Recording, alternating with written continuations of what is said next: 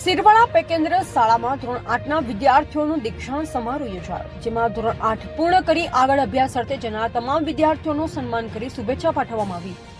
વર્ષ દરમિયાન સૌથી વધુ હાજરીમાં પ્રથમ ક્રમ મેળવનાર વિદ્યાર્થીનું સન્માન કરવામાં આવ્યું. શાળામાં ચાલતી સુપર ફ્રાઇડે કાર્યક્રમમાં વિજેતા વિદ્યાર્થીઓને ભેટ આપી સન્માન કરવામાં આવ્યું. આ પ્રસંગે એસએમસી સભ્યો હાજર રહ્યા અને અમૃતભાઈ વી જોશી તરફથી શાળાને 1100 રૂપિયા આર્થિક યોગદાન આપવામાં આવ્યું. તેમજ કાશીરામભાઈ બી જોશી તરફથી પણ 1100 રૂપિયા યોગદાન આપવામાં આવ્યું.